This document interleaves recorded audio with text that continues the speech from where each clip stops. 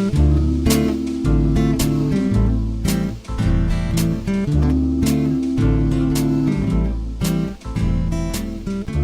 the New Arts and Media Studios in Milwaukee, I'm Charles Purcell. This is The Log. And, where shall we start today? Let's see, let's get Aaron Rodgers off the table. Of course, the big news of late last week and then over the weekend. Tested positive for COVID. All right, that's going to happen. It happens to a lot of people, vaccinated, unvaccinated. We know how this works. But, of course, and I'll bet you probably know this, but just a quick reminder. He was asked way back in the day here when this was all hitting the fan, are you vaccinated? Straight question. And he said, yeah. The first word out of his mouth was yeah. And then I'm immunized. So he was BSing. He was lying. He claims he hasn't lied, but of course he has. Yeah, I've had it with Aaron Rodgers. If he never takes another snap for the Green Bay Packers, I'll be just fine with that.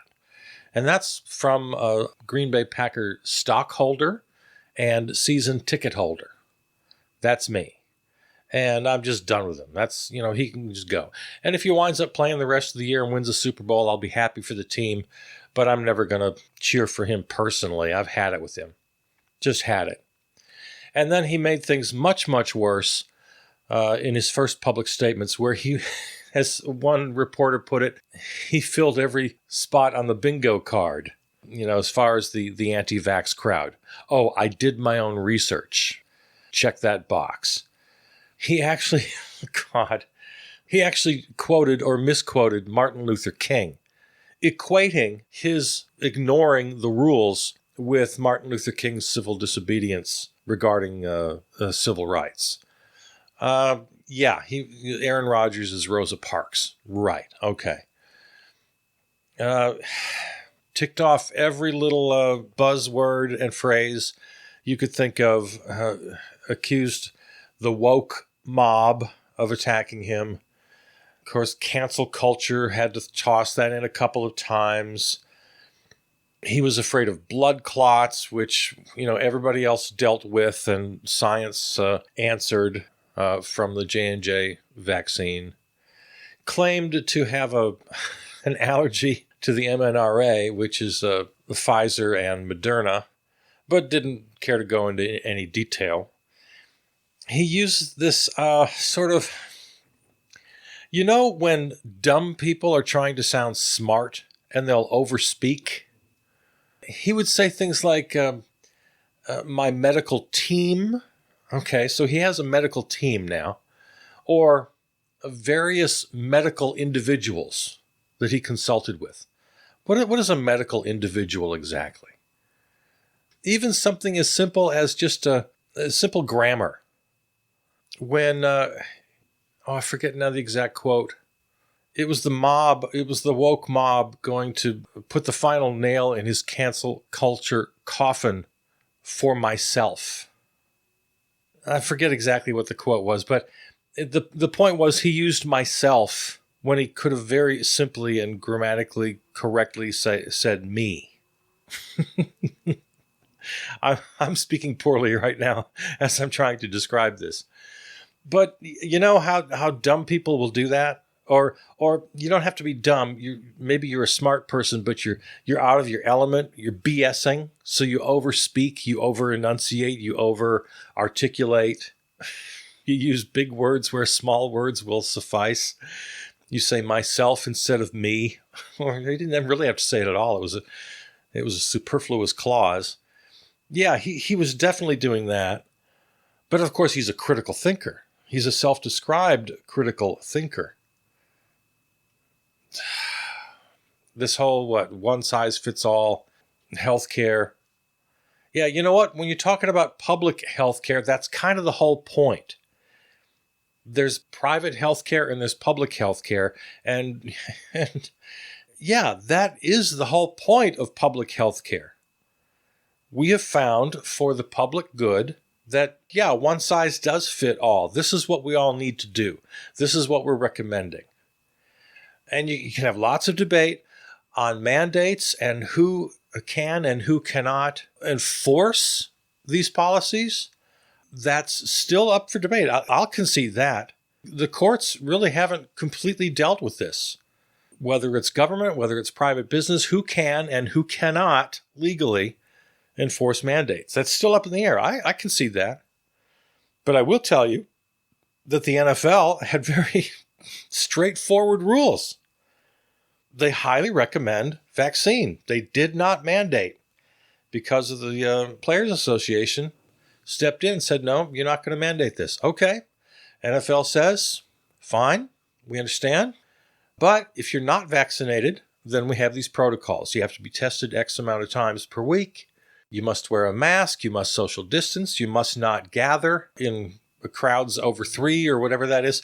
You can't do off-team activities indoors with people. I don't have all the specifics right in front of me, but there were very plain protocols laid out. And then Aaron Rodgers, again, just chose to lie. He said he followed every protocol. Well, he didn't. We know he didn't. There were plenty of times when he was unmasked. And there were plenty of times when he wasn't social distancing. We saw it, we saw it right on the TV, right? After the game, when he gives the opposing quarterback a big hug. And there they are, helmet to helmet. Their mouths and noses literally, 3, 4, 5 inches apart at most. And they're in for that tight hug and they have a little conversation, helmet to helmet. We see it. And we know for a fact that he's attended functions and he's made appearances and he's been, out to dinner. And we know this. We just know it. And yet he's got the nerve to sit there on his couch and tell the world that he's followed every protocol, except he admits to not following the mask wearing during press conferences because there he's Martin Luther King, engaging in civil disobedience of some sort. What an idiot. Oh, and he consulted, in addition to his various medical individuals, he consulted Joe Rogan. All right, so we know who Aaron Rodgers is now. We've suspected, but now there's no doubt. Now we know exactly who he is. So yeah, I'm a stockholder. Every few years, not often, only a couple times over the history of the team, actually, have they offered stock to the public that you can buy. It's not like regular stock. I don't get any dividends. But I do vote. I vote for the board of directors. The Green Bay Packers are the only entity in all of professional sports that's a non-for-profit organization. And there's a board of directors voted on by the owners. And I am an owner of the Green Bay Packers, and I vote for the board of directors. And I'm also a season ticket holder. And Aaron Rodgers can go suck it. He can go, I don't care where he goes. He can play here. That'll be a football decision. And as a stockholder, I don't horn in. I leave all football decisions to the coach and his staff and to the general manager. Okay, we hire these guys to do their job, to go out and win games. So if they feel like they want to keep him, and if he feels like he wants to stay, I'm not going to be happy about it. But if it wins games, all right, I'm happy for the team, happy for the organization, happy for the fans. But personally, I'd be just really pleased to see him go. I don't care where he goes. Just go anywhere. I don't care if you win 5 Super Bowls.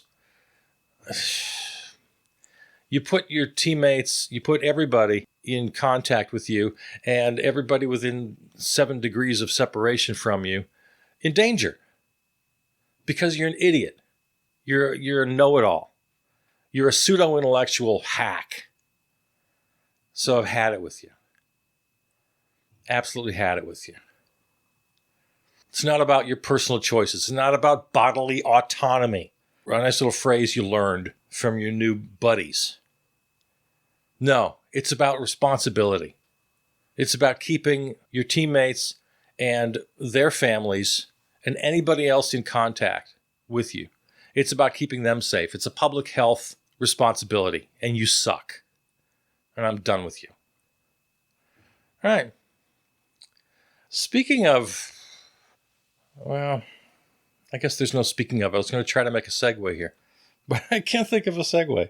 I want to talk a little bit about the whole school board phenomenon that's going on right now. It's been happening for a while. All the fighting and yelling parents at school board meetings had a lot to do with COVID at first, but very quickly became about the whole critical race theory thing. You know, the bogus argument completely invented by the right wing. In fact, I don't have the guy's name, but somebody pointed to one person, one single individual person who kind of dreamed up this idea. Hey, let's make this a thing. Anyway, yeah, critical race theory is an academic discipline practiced in some law schools. It's completely legit. Within any academic discipline, there is debate. So it's not the Ten Commandments nailed up on the wall. And, of course, the most important thing we need to know about critical race theory is that it is not taught in K through 12 schools. It's just not. It's completely fictional, this argument, this big boogeyman that the right wing has invented. And it had a great role to play, this invented problem, in the recent off-year election, especially in the Virginia gubernatorial race, where Youngkin made a big deal about it. And it turned out in the polls that some people, especially white, suburban, uneducated women, very specific group, really put Youngkin over the top. And for them, it was all about education, specifically this bogus critical race theory thing. Okay. Well, I had an idea. And I'd like now to talk to the parents who are upset about what's going on in their kids' schools. And what do you think we could do about it? Okay? How do you suppose we could fix this situation? You have issues, maybe with a particular book, like the ad ran about Toni Morrison's Beloved. All right, that example or choose any other. There's something happening in the schools that you don't like. What can we do? Well, let's see. Maybe we could devise a system where you have some input. I mean, rather than just threatening people in parking lots after school board meetings. Can we agree that's maybe not the best way to go? I'm looking to help you here. Let's find a way. Let me help me. Wait, how's the saying go? Help me help you. All right. I think you'd agree that just going in and yelling the loudest, maybe that shouldn't be the system we use. Because you might have one idea, and the mom across the street might have another idea, and then the dad down the street might have another idea. So that, I don't know, could we come up with some sort of system where you could all have input? Would you agree with that? You want to have input in your children's education. Okay. And of course, going back to that example of the Virginia race, Terry McAuliffe had that horrible quote about how he didn't want parents dictating what their children learned. So I'm not going to make Terry McAuliffe's mistake. I agree that parents should have an input. But again, it can't just be the loudest yeller in the room or the person who makes the most serious threats in the parking lot after the meeting. So, concerned parents, let's think about this for a minute. Maybe whenever your kids are going to engage in something at school that's particularly dangerous or controversial, there could be some sort of notice written to parents and maybe permission slips. Oh, yeah, I guess that already happens, doesn't it? Okay, well, I guess that's good. Maybe we could have regular opportunities for the parents and the teachers to meet with each other. And parents can express concerns to the teachers. They can ask direct questions. What are you teaching my children? Kind of like a parent-teacher conference of some sort. I'm sorry, we have those? Oh, good. Okay, we have those. All right, what else could we do? Maybe schools should provide and teachers should provide, I don't know, at the beginning of school, maybe some sheets they could send home with the kids, or even, I don't know how they do it these days with Zoom or email or all these sort of wonderful sort of modern technologies of communication. Maybe the school has an app. But I guess however you do it, whether it's a piece of paper you magnetize to the fridge or an app you open up on your phone, some way to communicate. Your teacher's phone number at school, the principal's phone number, the address of the school, all the information you need. If you want to call or email or text the teacher or the principal, you'd have that information. And you could even go down and visit them. It doesn't even have to be a parent-teacher conference. You should have that right to go knock on their door after school and say, could I talk to you for a second? What's that? Oh, they're telling me in my ear that's already a thing. Oh, parents already have?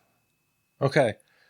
Yeah, okay, parents already have all that contact information, and they're invited to come down and visit the school anytime they want? Oh, interesting. Okay. Well, that'd be one solution. All right, okay. I've heard cases, it's very common actually, where, you can't you can't abuse the privilege, but I've heard that parents are invited to actually come in and sit in on a class.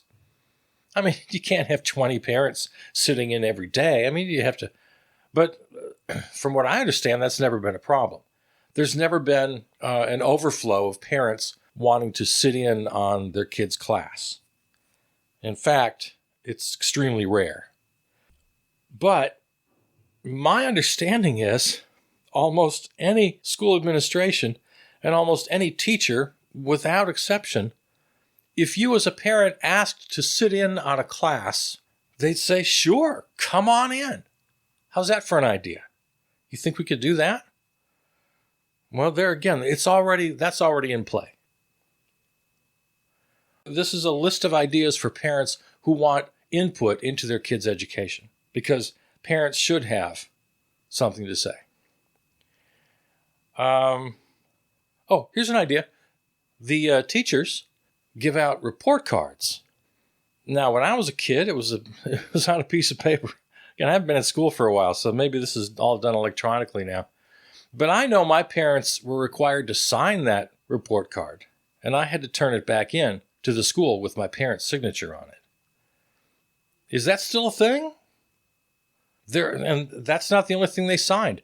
They signed, I mentioned permission slips a minute ago. There are other kind of school assignments that would require a parent's signature that, yeah, I've looked this over. We've discussed this in our family. So it kind of, I don't know, is it starting to feel like that maybe screaming your head off like a lunatic at a school board meeting maybe isn't the best way to go? I don't know. Here's something. If you want to have input into education, maybe we'd come up with some sort of system where all the citizens of the town, including all the parents, got together every couple of years and they elected some representatives to sit on, I don't know, some kind of board so they could make these decisions. Because we can't all be full-time school administrators. We all have our jobs to go to. We're, what are you? You're a hairdresser, you're a cop, you're a meat cutter, you're an insurance agent. Let's every once in a while, every couple of years, get together, and there'll be some people who can really afford to devote some real time to this. And they'll be accountable to the people who vote for them. Kind of a board, kind of a school board.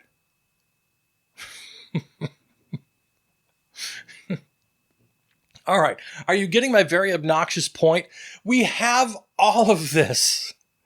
What would you suggest, angry parents?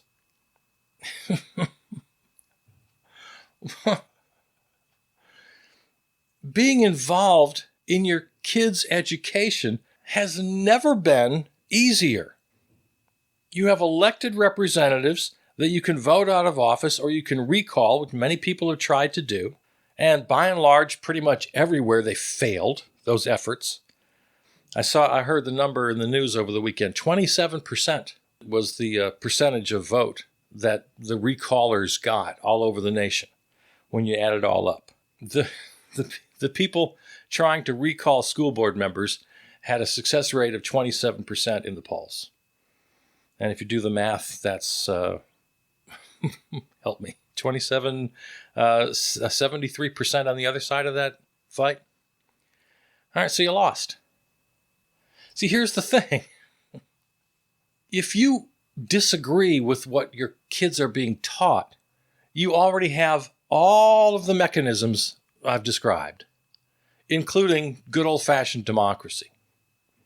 If at the end of that process, you're still not happy, well, then it's time to take your damn kids out of public school and put them in a private school that you like, or homeschool them.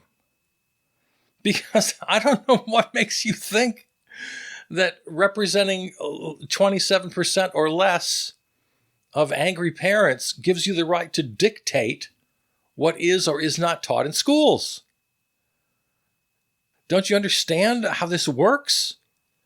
Unless you can afford to send your kid to a private school that completely aligns with your views on religion, on race, on whatever it is, if you can find a private school that reflects all of your opinions about the world and about culture and about history, and then God bless you. Go send your kid to that school. If you can't do that, then put your money where your mouth is and homeschool them. Do what you need to do. But what in God's green earth makes you believe that you can go in as 27% and just dictate to the other 73%? How does that make any sense to you? I don't care how right you think you are. Yeah, go ahead. Take advantage of all the things I talked about. Go visit your kids' teachers. Sit in on classes. Go to parent-teacher conferences. Go to school board meetings. Voice your concerns. You've done all these things. If you're not happy, keep doing them. I'm not telling you can't complain. What I am telling you is if you lose, you lose. You get up to fight another day. That's fine. That's how democracy works. I'm not saying you can't do it. What I am saying is you can't get all angry about it. You can't threaten people. Hell, school board members are getting their lives threatened. You're out in parking lots saying, I know where you live. Your recall efforts have garnered you 27%. Congratulations. Maybe next time it'll be 30. Hey, I love a lost cause. I love to be an underdog. More power to you. I'm not telling you can't participate, but participate. Observe your kids' classes. Go to parent-teacher conferences. Volunteer at your school. There's so much you can do. You can't just yell from the sidelines like an angry parent at a soccer game and yell at the coach and tell him to put your kid in. That's not how this works. It's not how it's designed. We have this whole mechanism designed specifically to allow for just tons of parent input. Go to the parent-teacher conferences. Go visit your kid's principal. Go visit your kid's teachers. They love seeing you. But you can't be obnoxious about it. You can't just go in there and dictate, tell them what you demand. You're 27% on this recall effort. If you want Beloved by Toni Morrison banned, you're going to be laughed out. Just give you a little warning. You're not going to win every battle, but you're going to make your voice heard. And it's like voting. It's like everything else in politics. If you lose, you dust yourself off and you just fight a little more. But you don't throw a tantrum. You're the parents, not the children here. And there's something else you should know. You're being manipulated yourself, right? Are you okay with this? Now, this is a message that's not going to land. Maybe I should direct my comments right now to everybody else. There's a hell of a lot of money I mean, big money, big corporations, big think tanks behind all this school board nonsense. They've got these workshops and seminars, instruction booklets laying out exactly how to protest. And then beyond that, how to run for school board.